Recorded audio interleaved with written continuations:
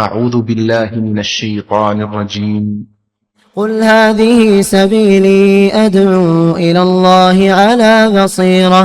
على بصيرة أنا ومن اتبعني وسبحان الله وما أنا من المشركين.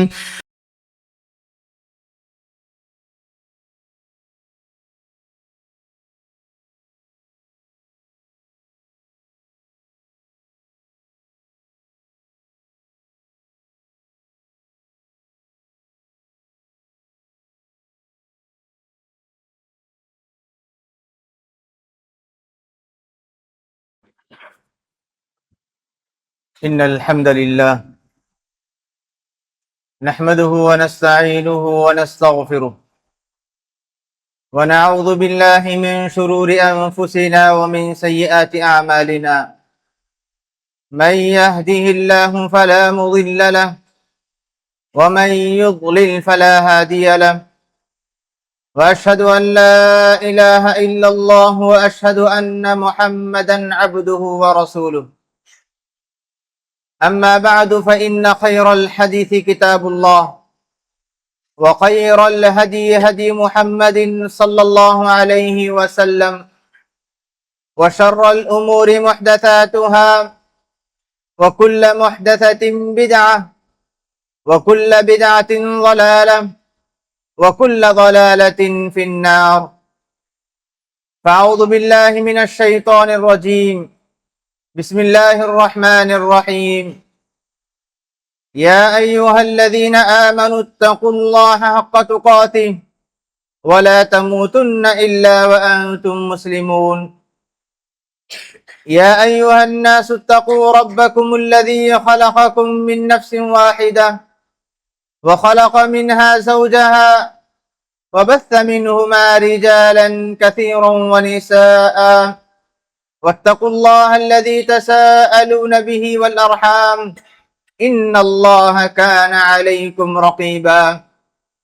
يا أيها الذين آمنوا اتقوا الله وقولوا قولا سديدا يصلح لكم أعمالكم ويغفر لكم ذنوبكم، ومن يطع الله ورسوله فقد فاز فوزا عظيما.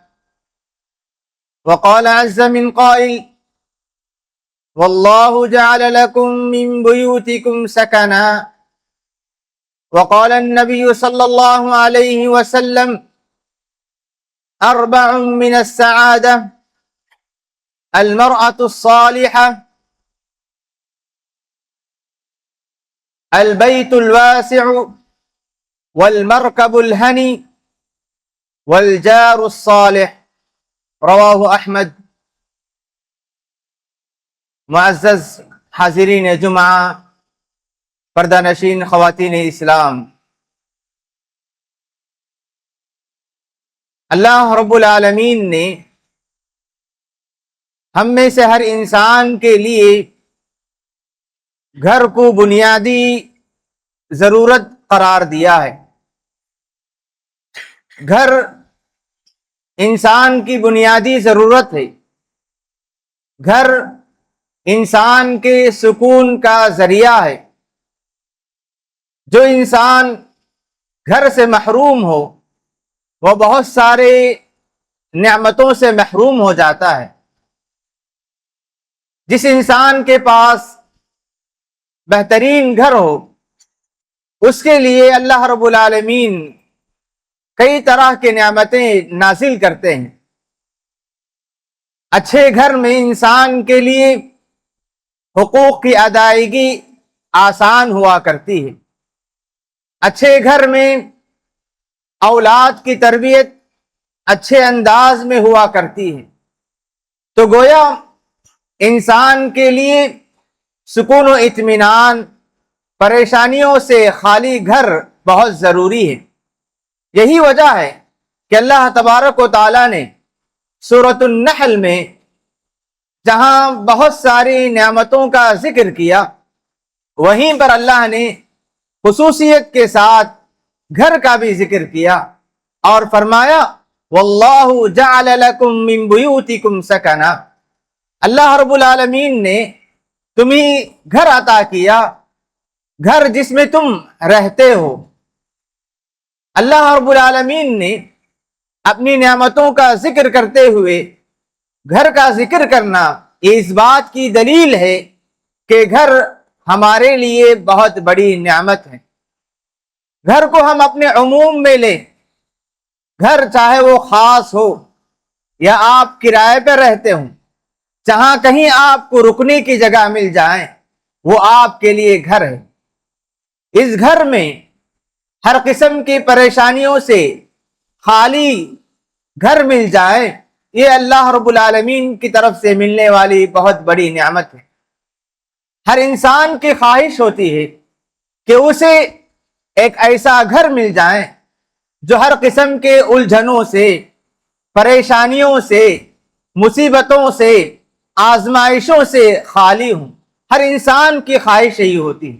اسی لیے نبی کریم صلی اللہ علیہ وسلم نے فرمایا اربع من السعادہ، 4 باتیں انسان کی سعادت مندی، انسان کی خوش نصیبی کی علامت ہے۔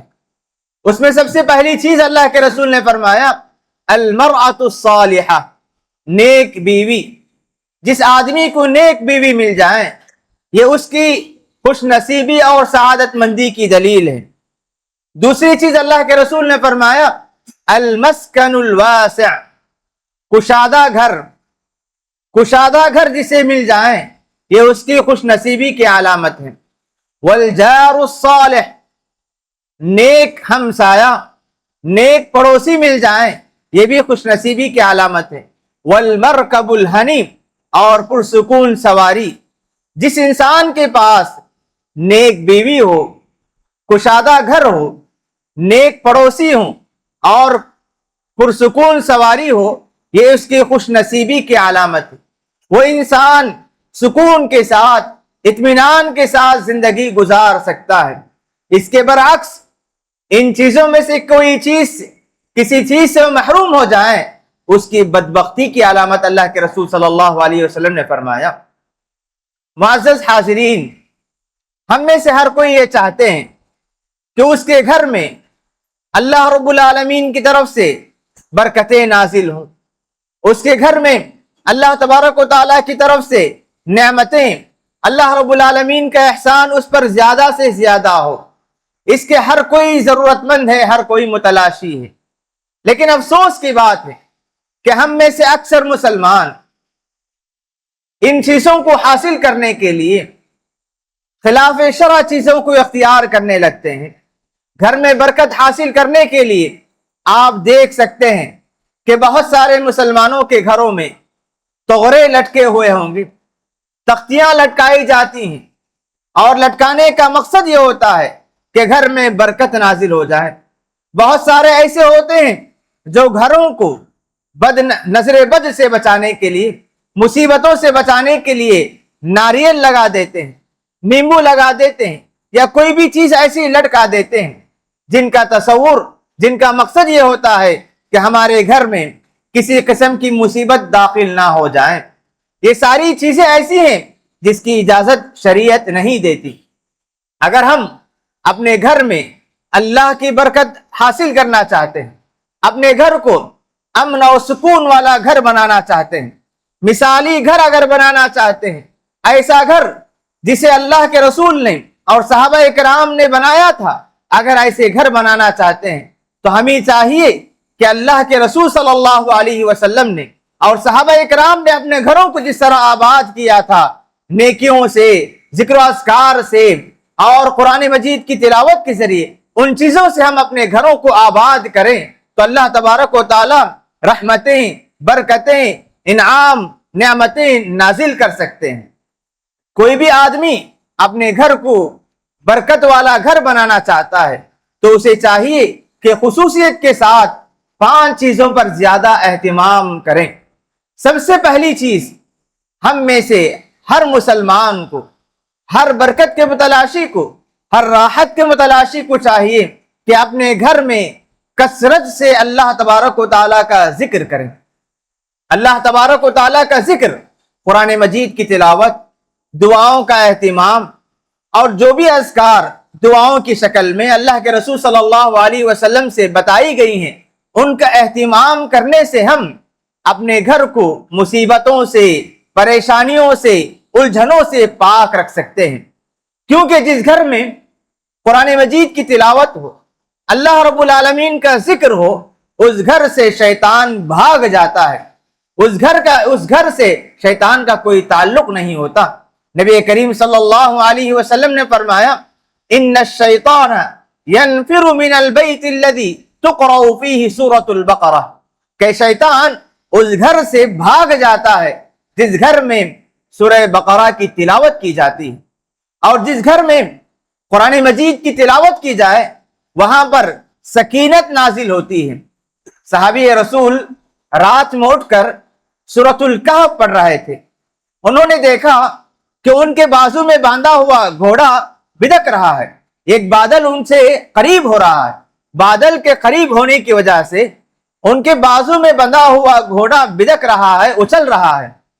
اللہ کے رسول صلی اللہ علیہ وسلم کے پاس آ کر انہوں نے کہا کہ اللہ کے رسول، رات میں نے اپنے گھر میں بیٹھ کر قرآن مجید کی تلاوت کر رہا تھا، سورۃ الکہف کی تلاوت کر رہا تھا، کیا دیکھتا ہوں کہ ایک بادل آسمان سے میرے قریب ہو رہا تھا اور میرے بازو میں بندھا ہوا گھوڑا بدکنے لگا، کیا بات ہے؟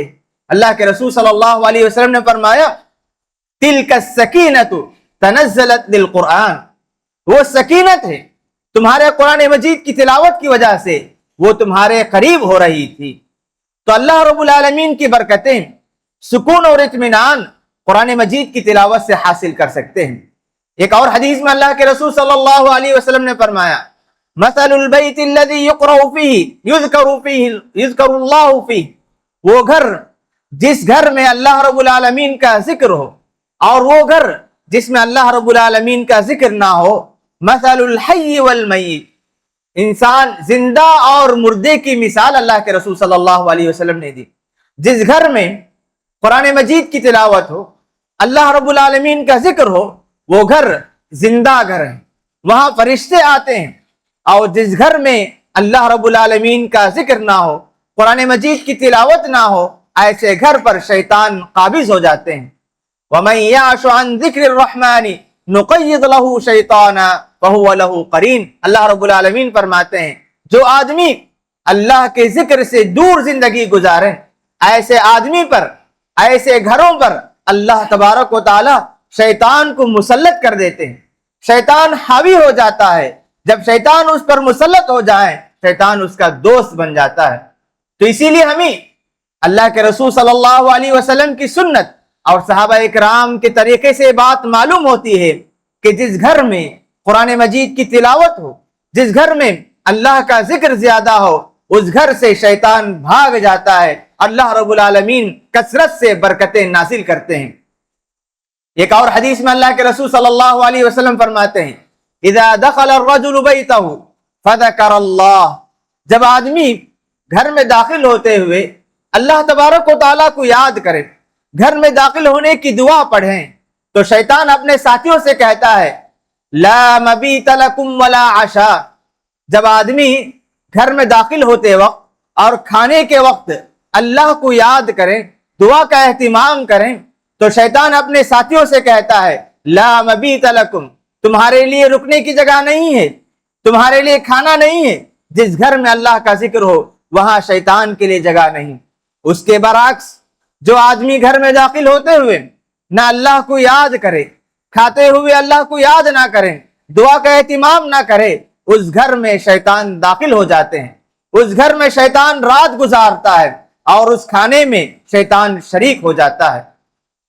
کثرت سے اللہ رب العالمین کا ذکر کرنا چاہیے، جس سے ہم اللہ تبارک و تعالیٰ کی رحمتوں کے مستحق بن سکتے ہیں، ہم اپنے گھروں کو راحت کا ذریعہ بنا سکتے ہیں، ہم اپنے گھروں کو نعمتوں کو نازل ہونے کا ذریعہ بنا سکتے ہیں۔ پہلی چیز۔ دوسری چیز یہ ہے کہ کثرت سے نفل نمازوں کا اہتمام کرنا چاہیے۔ اللہ کے رسول صلی اللہ علیہ وسلم کی سنت یہ تھی کہ اللہ کے رسول صلی اللہ علیہ وسلم فرض نمازیں، واجبی نمازیں مسجد میں ادا کیا کرتے تھے۔ اس کے علاوہ جو سنتیں ہیں، نفل نماز ہو، سنت مؤکدہ ہو، یہ نمازیں اللہ کے رسول صلی اللہ علیہ وسلم گھر میں ادا کرنا بہت زیادہ پسند کیا کرتے تھے۔ اللہ کے رسول صلی اللہ علیہ وسلم نے فرمایا اذا قضى احدكم صلاته فليجعل لبيته نصيبا من صلاته، کہ جب تم میں سے کوئی آدمی مسجد میں فرض نماز ادا کر دیں تو اسے چاہیے کہ اپنے گھر میں بھی نماز کے لیے کچھ حصہ رکھیں، نماز اپنے گھر میں بھی ادا کرنا چاہیے۔ اس کی وجہ سے ہم گھر کو قبرستان بننے سے روک سکتے ہیں۔ جس گھر میں نماز نہ ہو، جس گھر میں اللہ کا ذکر نہ ہو، جس گھر میں اللہ کی قرآن مجید کی تلاوت نہ ہو، وہ گھر قبرستان میں تبدیل ہو جایا کرتا ہے۔ اسی لیے اللہ کے رسول صلی اللہ علیہ وسلم کی سنت یہ تھی کہ اللہ کے رسول فرائض مسجد میں ادا کرتے اور بقیہ نمازیں اللہ کے رسول گھر میں ادا کرنا پسند کیا کرتے تھے۔ ایک اور حدیث میں اللہ کے رسول نے فرمایا جو آدمی فرائض کے علاوہ سنتیں گھر میں ادا کرتا ہے تو سنتیں گھر میں ادا کرنے کی وجہ سے اللہ تبارک و تعالیٰ اس پر برکتیں نازل کرتے ہیں، برکتیں نازل کرتے ہیں۔ اور اللہ کے رسول صلی اللہ علیہ وسلم کی کتنی حدیثیں آتی ہیں کہ اللہ کے رسول صلی اللہ علیہ وسلم گھر میں سنت ادا کر کے فرائض کی ادائیگی کے لیے مسجد جایا کرتے تھے۔ اور یہ بھی قابل غور بات یہ ہے کہ اللہ کے رسول صلی اللہ علیہ وسلم نے مسجد نبوی میں ایک نماز کے بدلے 1000 نماز کے بدلے کی خوشخبری سنائی ہے۔ ایسے موقع پر بھی اللہ کے رسول نے گھر میں نماز ادا کرنے کو افضل قرار دیا ہے۔ تو اللہ کے رسول صلی اللہ علیہ وسلم کی سنت گھروں میں نماز ادا کرنا۔ عائشہ رضی اللہ عنہ فرماتی ہیں کہ اللہ کے رسول صلی اللہ علیہ وسلم رات میں اٹھتے، کبھی کبھار میں آپ کے سامنے سویا کرتی۔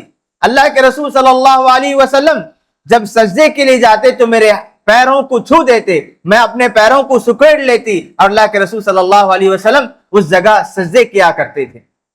عبداللہ ابن عباس رضی اللہ عنہ کی مشہور حدیث ہے، کہتے ہیں کہ ایک مرتبہ میں اپنی خالہ میمونہ رضی اللہ عنہ کے گھر میں رات گزارنے لگا، اچانک میری آنکھ کھلی، کیا دیکھتا ہوں کہ اللہ کے رسول صلی اللہ علیہ وسلم نماز کے لیے کھڑے ہوئے، پانی سے وضو کیا اور وضو کرنے کے بعد اللہ کے رسول صلی اللہ علیہ وسلم تہجد کے لیے کھڑے ہو گئے۔ جب میں نے اللہ کے رسول صلی اللہ علیہ وسلم کو تہجد پڑھتے ہوئے دیکھا، میں بھی وضو کیا اور اللہ کے رسول صلی اللہ علیہ وسلم کے بازو میں کھڑا ہو گیا۔ نماز گھر میں ادا کرنے کا سب سے بڑا فائدہ یہ ہے کہ ہم اللہ کے رسول صلی اللہ علیہ وسلم کی سنت پر عمل کر سکتے ہیں، ساتھ ہی گھر والوں کو نماز کی تربیت کر سکتے ہیں۔ جس گھر میں نماز ہو، جس گھر والوں کی یہ عادت ہو کہ وہ نمازیں پابندی سے پڑھتے ہوں، تو بچے جو گھر میں پلتے ہیں، وہ عورتیں جو ان کے ساتھ رہتے ہیں، ان کے اندر بھی اللہ تبارک و تعالی نماز کی پابندی، نماز کی رغبت، نماز کی خواہش پیدا کر دیتے ہیں۔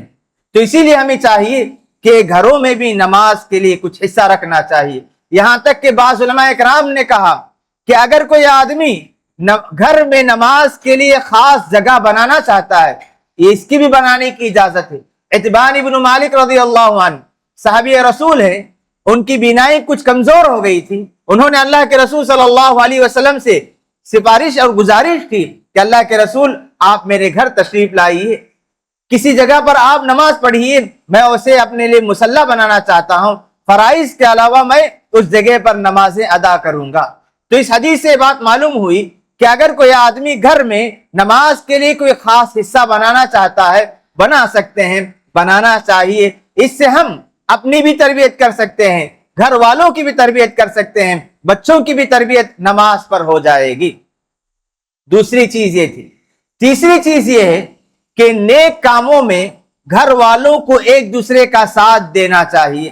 ایسا نہ ہو کہ جو آدمی جس کے اندر نیکی کی رغبت ہو وہ صرف نیکیوں میں آگے بڑھتا چلے جائیں اور گھر والوں کو نیکی کی اہمیت نہ بتائیں، نیکیوں کی رغبت نہ دلائیں، نیکیوں کی طرف دعوت نہ دیں۔ ایسا نہیں ہونا چاہیے۔ آپ اگر نیکیوں میں آگے بڑھتے ہیں تو آپ کو چاہیے کہ آپ کی بیوی، آپ کے بچے، آپ کے ساتھ جو بھی رہتے ہیں انہیں بھی نیکیوں کی طرف آگے بڑھانے کی کوشش کریں۔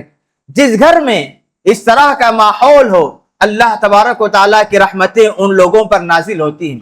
نبی کریم صلی اللہ علیہ وسلم فرماتے ہیں رحم اللہ رجلا، اللہ رب العالمین اس آدمی پر رحم کریں، اللہ رب العالمین کی رحمتیں اس آدمی پر نازل ہو جو آدمی رات میں اٹھتا ہے, نماز کے لیے کھڑے ہو جاتا ہے اور دیکھتا ہے کہ اس کی بیوی سوئی ہوئی ہے, اس کو بھی نماز کے لیے جگاتا ہے, اگر وہ اٹھنے سے انکار کرتی ہے تو محبت سے اس کے چہرے پر پانی کے چھینٹے ڈالیں اور اس کے بعد وہ اٹھ کر نماز پڑھنے لگتی ہیں, اللہ رب العالمین ایسے بندے اور بندی پر رحمت نازل کرتے ہیں.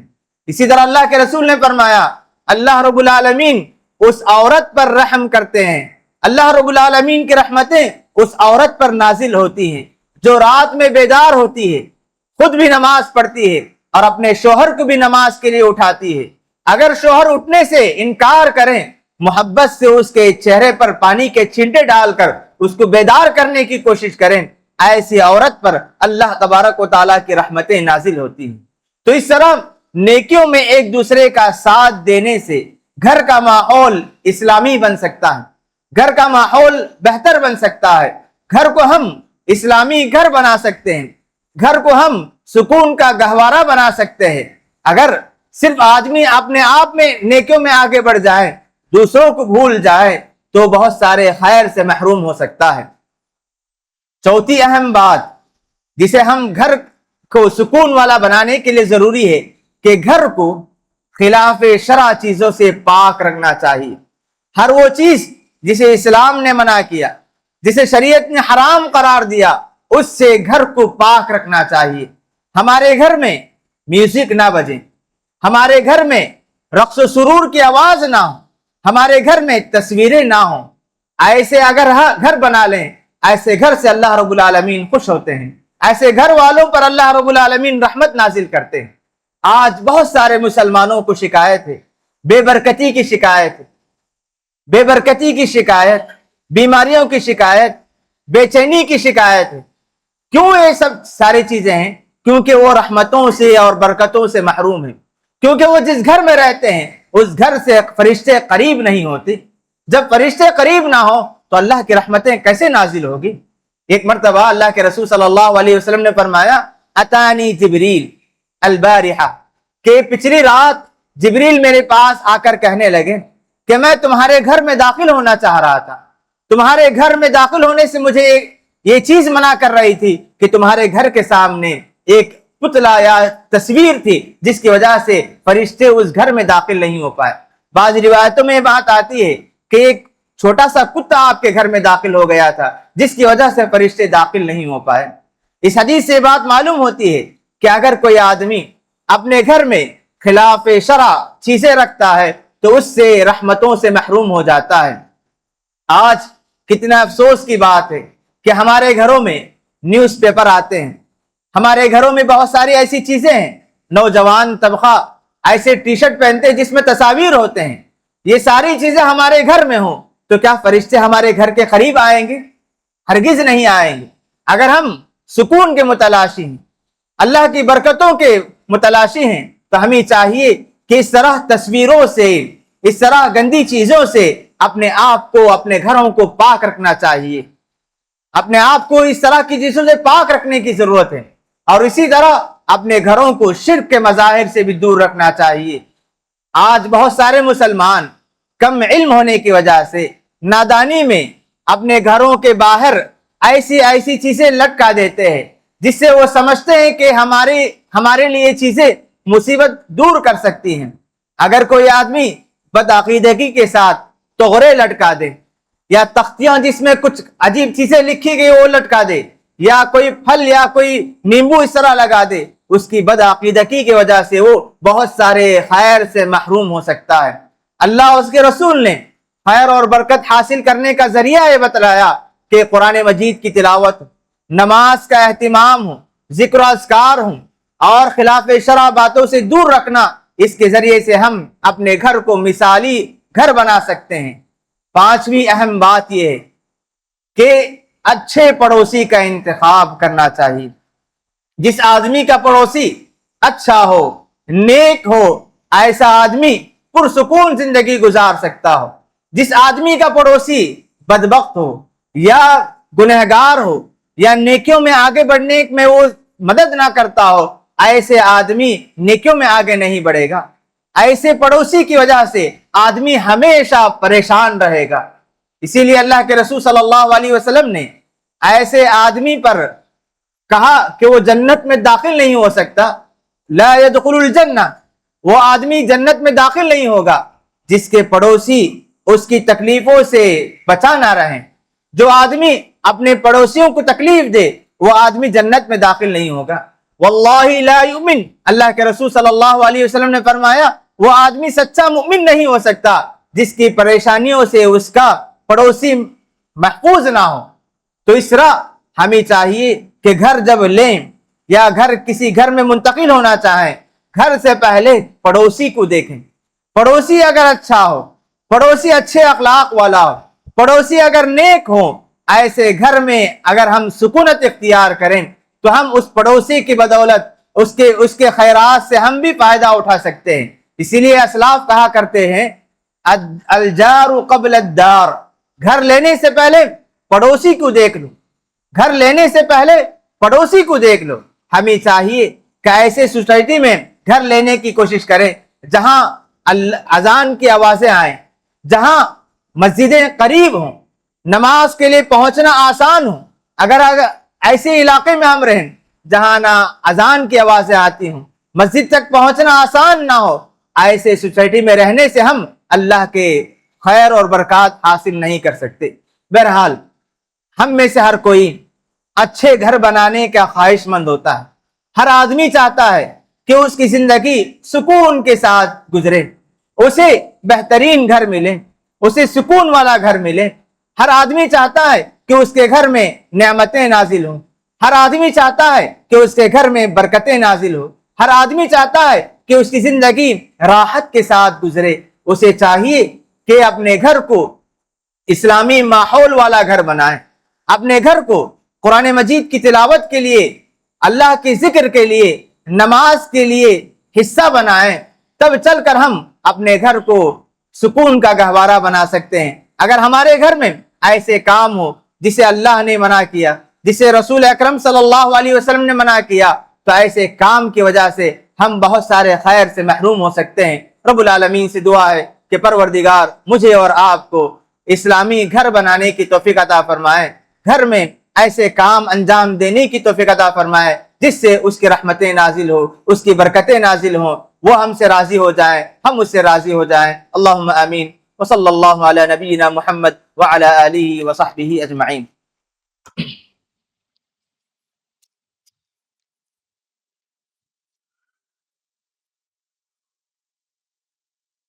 الحمد لله حمدا كثيرا طيبا مباركا فيه، وأشهد أن لا إله إلا الله وأشهد أن محمدا عبده ورسوله۔ قال الله عز وجل إن الله وملائكته يصلون على النبي يا أيها الذين آمنوا صلوا عليه وسلموا تسليما۔ اللهم صل على محمد وعلى آل محمد كما صليت على إبراهيم وعلى آل إبراهيم إنك حميد مجيد۔ اللهم بارك على محمد وعلى آل محمد كما باركت على إبراهيم وعلى آل إبراهيم إنك حميد مجيد۔ وارض اللهم عن الخلفاء الراشدين أبي بكر وعمر وعثمان وعلي وعن سائر أصحاب نبيك أجمعين۔ اللهم أعز الإسلام والمسلمين، اللهم أعز الإسلام والمسلمين، اللهم أعز الإسلام والمسلمين وأذل الشرك والمشركين ودمر أعداءك أعداء الدين۔ اللهم أصلح أحوال المسلمين في كل مكان۔ اللهم إنا نسألك الجنة وما قرب إليها من قول أو عمل۔ اللهم إنا نعوذ بك من النار وما قرب إليها من قول أو عمل۔ اللهم إنا نسألك الهدى والتقى والعفاف والغنى۔ اللهم اكفنا بحلالك عن حرامك واغننا بفضلك عمن سواك۔ إن الله يأمر بالعدل والإحسان وإيتاء ذي القربى وينهى عن الفحشاء والمنكر والبغي يعظكم لعلكم تذكرون۔